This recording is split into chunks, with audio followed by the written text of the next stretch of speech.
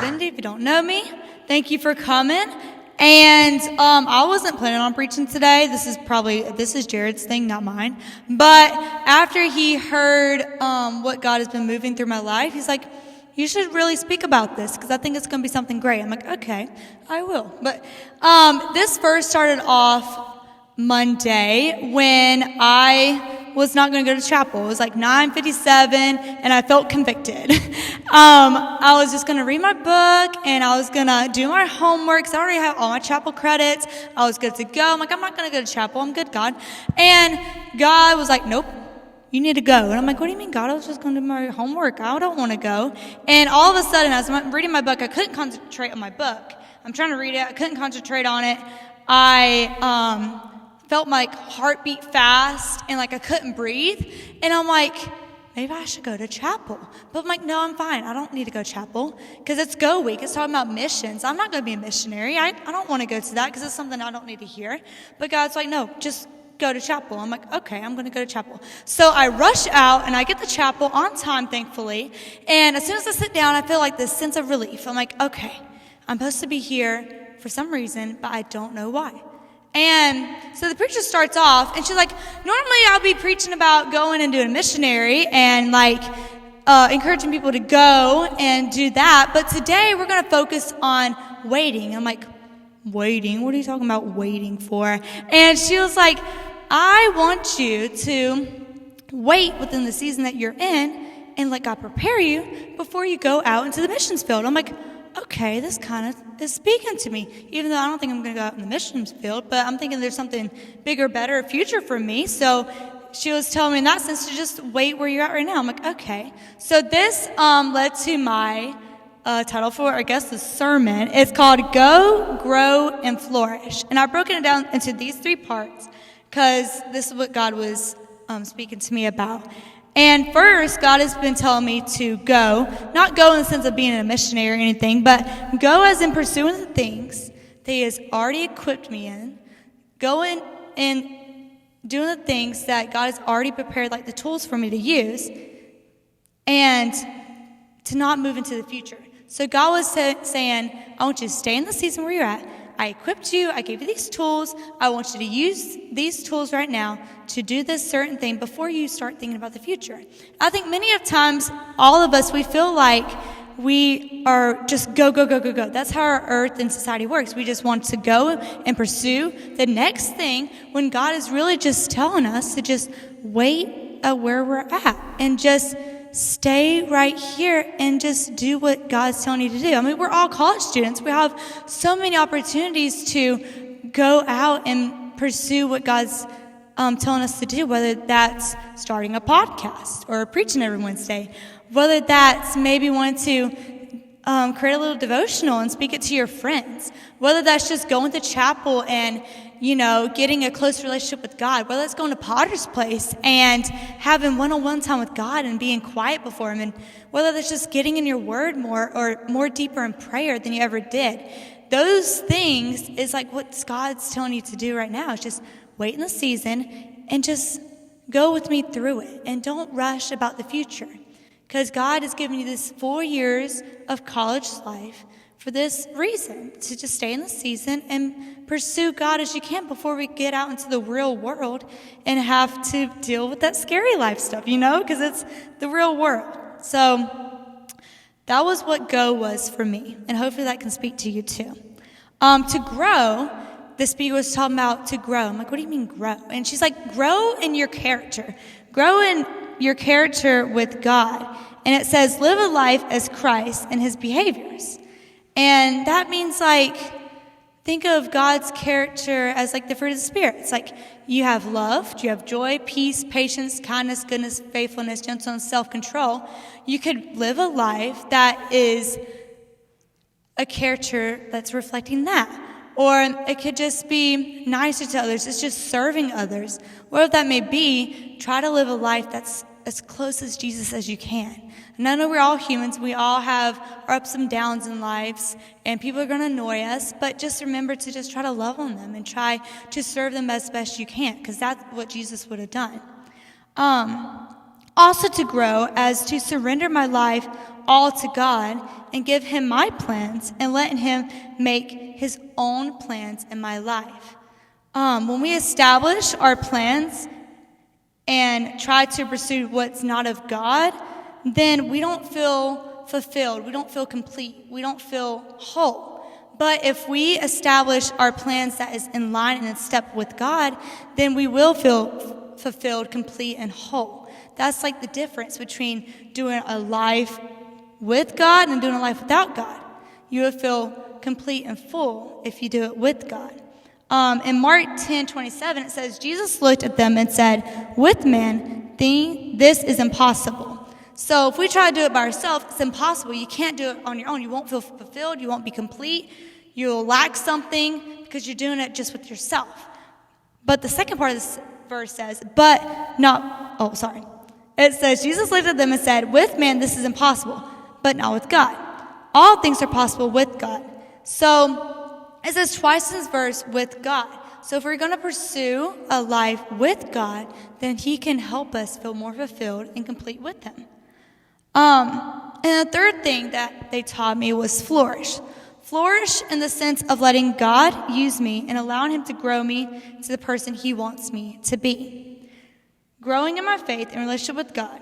So when I think of like growing in my faith, I'm thinking of like getting up and personal with God and really trying to seek a relationship with him, being devoted more to him, giving him more of my time, even though it's so hard to do that because we live these fast-paced lives and have to get so many things done in a day that we might not just have time for God. And I know I'm speaking to myself too, because I'm like, okay, I'm just so tired. I did all these assignments and I just want to go to bed. I ran today and I worked out and I'm just exhausted. I don't have time for you, God. I'm so sorry.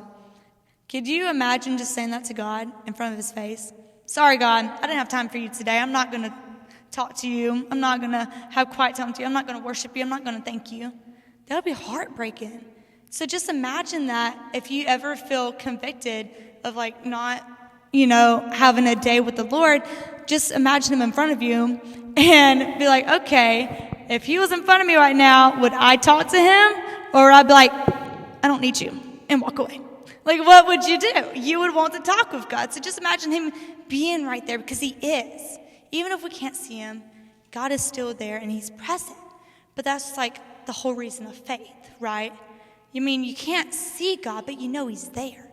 So just try to remember that. Let's see.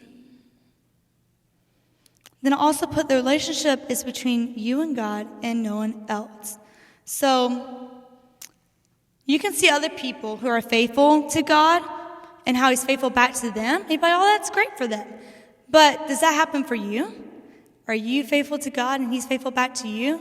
That's like many times we don't even think about that. We see other people being so like in love with God and so devoted to him, and we see them like growing so much, and they're just doing all these things for God, and they're doing great at it. And they're like, can we do that? You can do that, and you can have a relationship with God, and you can get closer to him, because that's what faith is about, having a close relationship with God and him using you and allowing you to grow in that. So this go, grow, and flourish is sort of like a cycle, and I did like a little example. You have the go, grow, and flourish, and it's a cycle, and it's unending. And I put this with sort of a little analogy. I thought of it as a puzzle piece. And I thought of it as, okay, in our lives, this day and moment, we have the outside border of our puzzle piece. And that's easy because we got the corners, and we got the edges, and it's easy to establish our own plans and everything like that. But then you think about, well, how am I going to put all the middle pieces all together? Because those are kind of hard to put in the middle and try to figure out how it all looks, right? Especially if you don't have the box to the puzzle, because, God is the one that has the box to the puzzle. He can see the overview, but we don't. So how are we going to put all those puzzle pieces in the middle and see the full picture? We can't. We can't do it alone. And so that's why we have God with us. In that verse, it said we're having God with us, and with God, everything is possible. So thought of it as a puzzle piece, because first we can go and we can try to establish our own plans, but really that's not the way that we need to go. It's like we need to go with God's way and align our plans with him. That way, at the special time, the special moment, he can add those pieces in the middle for the particular season that you're in. And eventually, in this season, when it's all wrapped up, we are growing in it with God and we're with him in it. Then we can see that puzzle piece flourish. And we can see the full picture of what that season was supposed to look like. I know if y'all have been through many seasons where you probably were at your lowest of low and you're like, God, why am I going through this? Right? And you're hitting rock bottom, then something like springs up and you finally give it to God. And once you give it to him, then you're like, oh, wow, this is why I went through this season. Because God put these people in my life that was able to help me. And I could see that I had hope again because God put those people in my life. And now, when other people are going through that season, I can give them hope too. So it's like a spiraling effect. Like you go through a season because you learned something that this person has learned before, and now they're helping you, and then you can help others. And that's how it kind of works. It's like a cycle. And that's the same with like any season in life. You go, you make the borders, but you gotta do it with God, because if you don't, then the puzzle piece is just gonna break and it's gonna be a mess and all the pieces are gonna be everywhere. But if you do it with God, you have all the pieces in the middle and it's gonna be a big old picture at the end. And then you can go on to your next season and you can build the same puzzle. Well, not the same puzzle, but a different season with the same idea of making that puzzle. But that's how I thought about it. You go, you grow, and you flourish. And I wrote down some steps of how we can do this cycle. And I said, first, we got to wait on God. That at the beginning of what I was talking about, I was like, we got to wait on God, and we got to wait in the season that we're in, because if we do, then God will equip us with the tools, and we can do this before moving on to our next season. And then I said to surrender to him, because how are we going to do the season if we still want to do our plans, if we still want to do things of our making and things of this world? We can't. We got to go this way with God. And if we surrender that to him, then he'll help us do the season together. And then I said, establish a character like God. We got to, have the fruits of the Spirit in us. We have to be humble and merciful like God is. No matter how mad a person might make you feel. You got to be a character like God. And then we got to go and act and just say yes to God. And if I was to say no to that chapel on Monday service and not go, I would have regretted it, because now I can't speak to y'all about what I learned, So that's just a prime example of me saying, okay, I'm going to say yes to God. I'm going to go. And since I did, now I'm able to tell y'all about it. But if I didn't, then it wouldn't have been a made thing. I wouldn't have learned so much over the course of these 3 days about my faith and where it's at, and where I just need to say yes to God sometimes. So that same Monday, went to chapel, felt great. I'm like, okay, God, I need to go to Potter's Place, and we got to figure this out, because you're trying to speak to me somehow, some way. And I know Go, Grow, and Flourish was something that I created, but I just need some more in-depth of what are you really trying to speak to me about.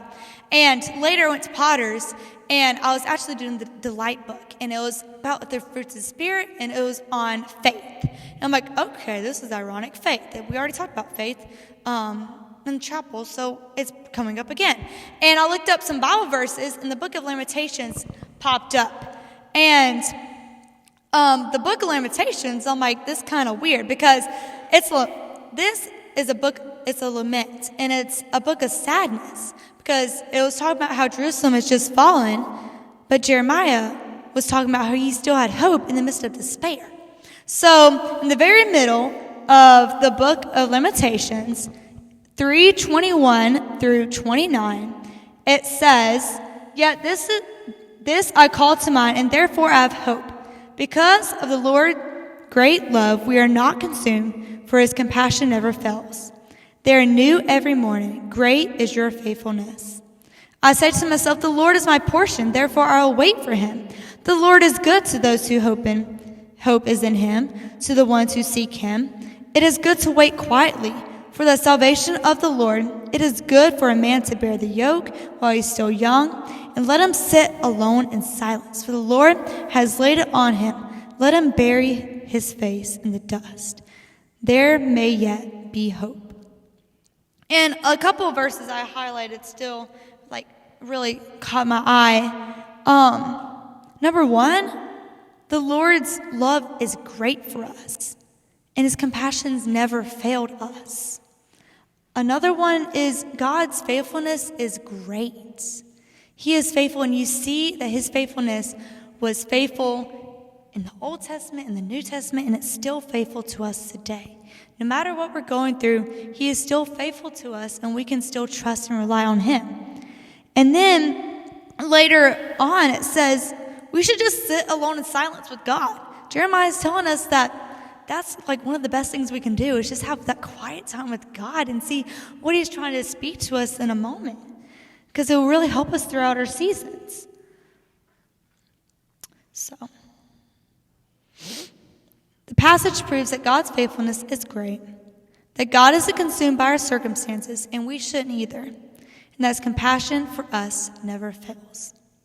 So, a couple things to remember is know who God is. And it said in that passage that God is a God of hope and he's a God of faithfulness. 2, God's faithfulness is great. 3, wait on God because he is our portion. And I looked up the word portion, and it means inheritance. It means source of security, and that means hope. God is our hope. God is our portion. God is our inheritance. You know, we go through the most toughest of seasons, but God's our inheritance. He gives us hope. He gives us encouragement that later on when we get through that season, he's going to bless us with something great. And 4, we got to step out in faith and be obedient to God. When we obey God, we can see God's faithfulness, and we begin to believe it.